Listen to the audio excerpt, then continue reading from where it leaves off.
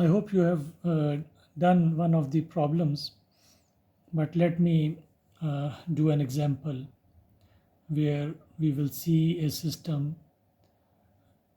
with the phase portrait for a stable node. So we are going to look at a system. When is the um, fixed pointer node? When the eigenvalues are real. When it is stable, when both the eigenvalues are negative. So let us take up this case. Let the system of equations be x1 dot is equal to minus 3 x1 plus under root 2 x2 and x2 dot is equal to under root 2 x1 minus 2 x2. Well, I have taken this system from somewhere and I know the answer, but let us try to solve it and let me see if I can do it, so that if I cannot crack through a point, I will basically be lenient when checking the exams for you. So what were we taught when we are dealing with a system of differential equations? Then we first need to convert them to the matrix form. So I am trying to do it one step at a time so that you can understand once again how the solution is going to be attempted. So this 2 by 2 matrix is the matrix A and the very important matrix in this particular case. I have changed the pen from black to blue. I hope it does not change or make much of a difference and it's still legible. The black had basically a thicker line and this one is thinner, and I hope YouTube does not lose too much of the resolution that this becomes blurred. Or if it does, let me switch it again back to the black one so that we have no regrets. It's better to be on the safe side rather than have regret. But some of the papers I have been dealing with basically spread ink. If this is one, then we will switch to the blue one, else we will carry on with this black one. Okay, so here we have this vector. This is not a working one. Here this is a vector x dot equal to capital A into x, where this vector x is basically this vector x1 and x2, and we need to find what is x. So if you remember, we used to say try x to be equal to x of t. Remember, this is a vector and both functions are functions of time. This is a vector v, the eigenvector e raised to the power lambda t, where lambda is the eigenvalue. So if we put this in this matrix equation, it will become lambda v is equal to a v. E raised power lambda t here and here would cancel out, and we should write it in this fashion: a v is equal to lambda v, which we know is the eigenvalue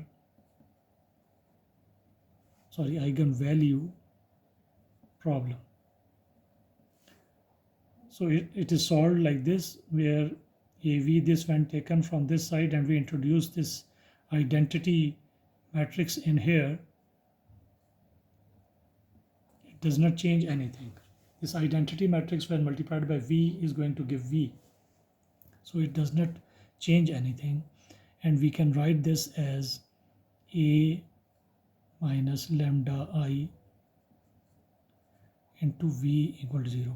Now you remember that we can find the determinant of A minus lambda I and put it equal to 0 to find eigenvalues. And basically, although we have a shorter form for this, but if you don't remember that, then know that this is A minus lambda I has diagonal ones and 0, 0 here. So when lambda is multiplied by these ones, we get lambda, lambda here and 0, 0 here. So these diagonal values of A are from these we get this lambda subtracted. So we get a matrix that is minus 3 plus lambda, because minus lambda, minus 3 minus lambda and minus 2 minus lambda. And here, because we have zeros here in this one, so the values of A remain the same. So we need to take the determinant of this and put it equal to 0. What we are going to get? 3. When these two are multiplied, their negative signs basically cancel to become positive, and we are going to get 3 plus lambda into 2 plus lambda minus multiplication of this, which is 2, is equal to 0. So we are going to get lambda square plus 5 lambda plus 6 minus 2 is equal to 0, or lambda square plus 5 lambda plus 4 is equal to 0. Now if we employ the quadratic formula, we are going to get minus b plus minus square root of b square minus 4ac, which is 16 over 2a. So this means minus 5 plus minus 3 over 2, or the values are minus 5 minus 3 by 2, which is minus 4, minus 5 plus 3 by 2, which is minus 1. So we get the two values of lambda and both are negative. So this means we are going to have a stable node in the phase portrait. So how would the phase portrait be made? Before that, we can attempt to find the eigenvectors as well, because they are going to give us more insight and they are needed in order to draw the phase portrait. So for these values of lambda, so lambda has values minus 4 and minus 1. For each of the value, we are going to solve this equation to find the value of v. So what is a? A minus lambda I in this case is going to be, since lambda is minus 4, we are going to get minus 3 minus minus 4, which is 1, square root of 2, square root of 2, and minus 2 minus minus 4, which is 2. So this matrix, when multiplied by v, so for this, because we are taking this value of lambda, the eigenvector related to this can be called v1, and this v1, the first element of v1 and the second element of v1 would be equal to a vector 0. So this would be this. What does this tells? As we have previously seen as well, we get an equation here and another equation here, but we see that these are not independent equations, and this row has a relation. When we multiply this row by under root 2, we get this row. So therefore only one of the equations would be enough. We can write one equation at most, so v11 plus square root of 2 v12 is equal to 0. And if we take v11 equal to 1, then v12 would be equal to minus 1 by square root 2. So for these values, you can actually, let me complete it. But the eigenvector v1 would be equal to 1 and minus 1 by square root of 2. And similarly, on similar lines for lambda, let us call this lambda 1 and let us call this lambda 2.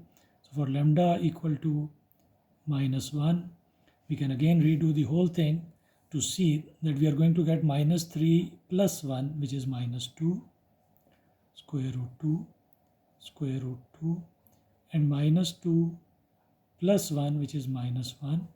And now you can see that if we multiply this equation by, if we divide this by under root 2, minus under root 2, we get this.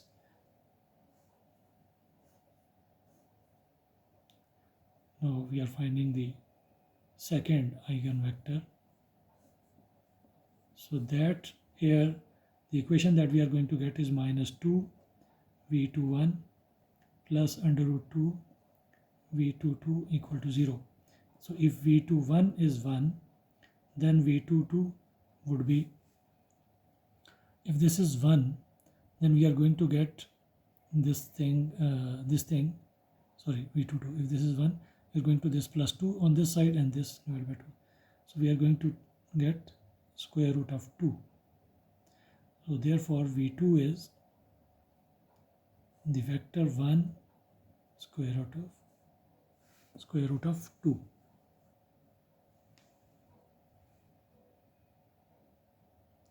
Two divided by under root 2 is under root 2. So now the solution would be something like this. Writing the solution, so x, vector x or x1, x2 is equal to c1, some constant based on the initial condition which we don't have here. So if we write this first, 1 over minus 1 by square root 2 with e raised to the power minus 4t plus c2 and 1 square root 2 e raised to the power minus t. Writing this is very important because this is going to tell us the nature of the dependence of x1 and x2. How? Let us see this. First, you should know that we are to make a phase portrait.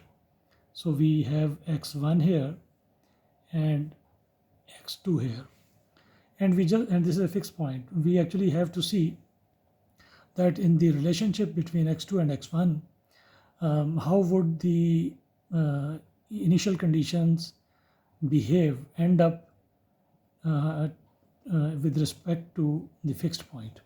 So look at this solution. If we have, can you think of an initial condition such that this term becomes 0 or that C2 becomes 0?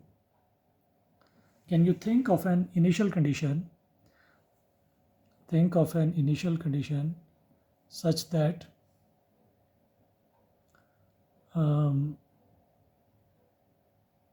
C2 is 0. So if C2 is 0, can you see that this C1 is common in both x1 and x2, and C1 e raised to the power minus 4t is common in x1, both x1 and x2. And let me write it very elaborately one time, but I am going to skip writing this elaborately at other times.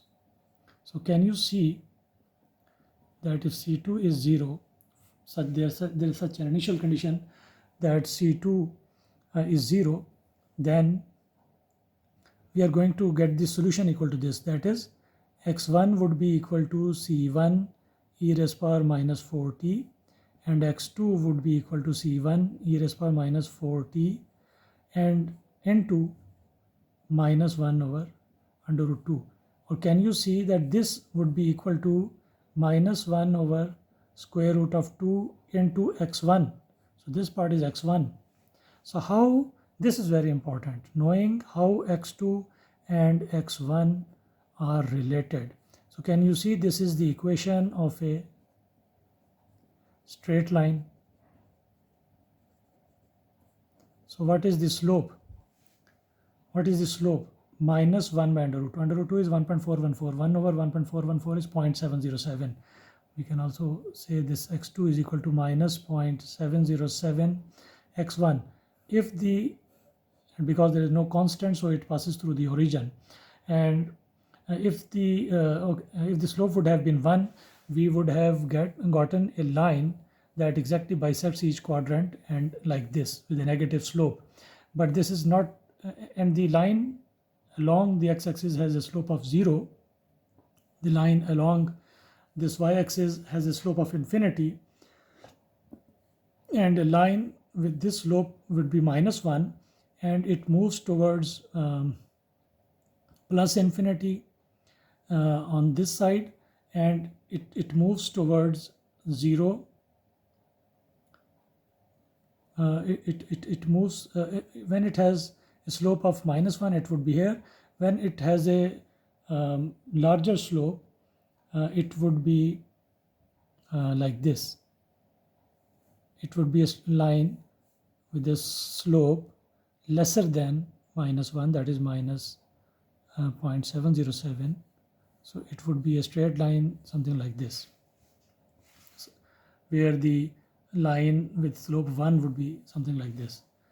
And similarly, and since both of the eigenvalues are negative, the initial conditions on this line, any initial condition on this line is going to move towards the fixed point. So basically we have to make arrows to show the direction of the trajectory, that how would an initial condition on this line, on this line, on this line is going to be pulled toward the fixed point. And this from a single initial condition can be found, this straight line. Similarly, if you look at an initial condition where C1 is 0, then you can see just by inspection that x2 would be equal to square root 2 times x1. Now this is positive, and this is a slope of line 1, slope 1 of a straight line, and this is larger, 1.414. So it would be something like this, passing through the origin. Once again, because it is a stable node, it would be moving inward. So basically these lines, these trajectories show that if we have initial condition on this point, it will move this way towards the origin. And what about the other points? So that we can very easily, fairly guess. And in fact, if you look at these two terms, e raised power minus 4t and e raised power minus t, then you should know that e raised to the power minus 4t decays faster than e raised power minus t.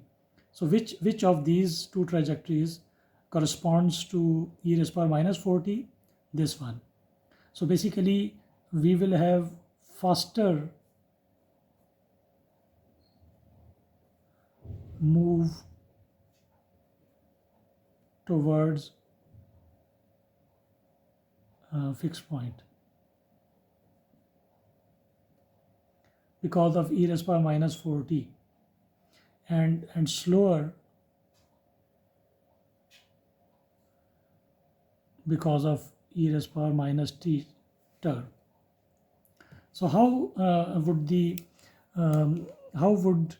other initial condition based trajectories look like?